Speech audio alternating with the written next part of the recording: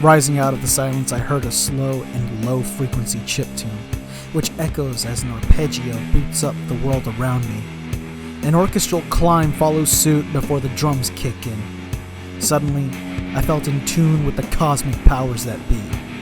Then, an auto-tuned voice reverberates proclamations of many titles, from a seminal to a veteran to a general to a sex symbol to a nigh omnipresent digital deity.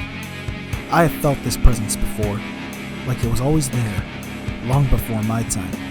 But something about it was different, something more learned and ripened. There were high-pitched sounds that trailed behind the drums. Glass synths jab at a crystalline sky like a pickaxe.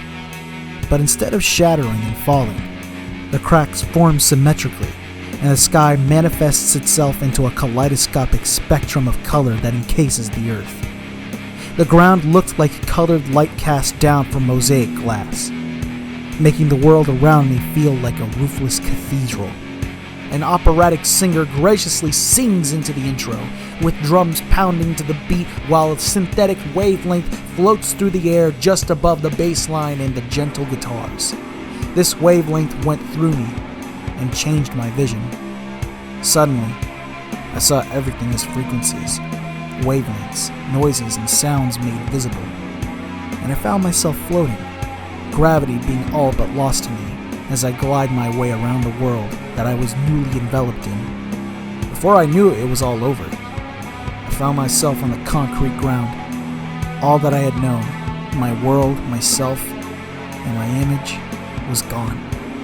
The mundanity returns to me now as a memory returns.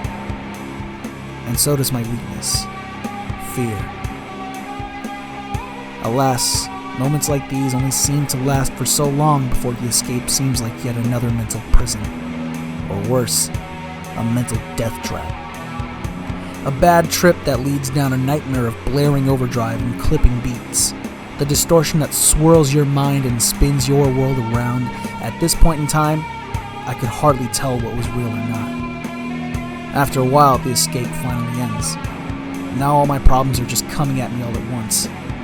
The darkness is back. I had to get the hell out of there. As I walked outside, I could still feel the after effects of some of the trip. It was set to the music of an 80s slow dance number.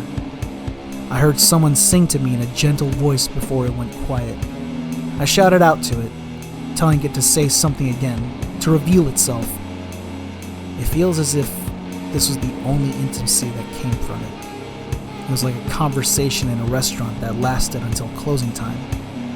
And with that comes the end. The end and the silence that comes with it. In this world, there are those who suffer failure more than most. I could pay attention to those failures a bit more so as to learn from them. If I had lost one arm, I would always have my other. If I had been robbed, it just means that the thieves probably needed those things more than I did. There's always tomorrow. There's always next time, to some extent. A third eye is said to often appear when you reach enlightenment of the mind, heart, body, and soul. A perfect specimen in cosmic awareness. And we seek those who have achieved it. But when we need them most, they seem to vanish. Ghosts that merge into the ambience of sound, returning to the darkness from whence they came. Perhaps enlightenment is not this universal truth, not this answer to the problems or this shedding of mortal troubles. Enlightenment is more individualistic.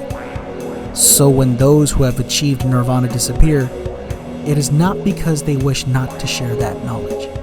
It could just be that they cannot share it with those who are different. Too different in their experiences and mindset. Therefore, enlightenment is not where your journey ends. It simply is just a way for you to begin anew, to tell yourself, let's start here.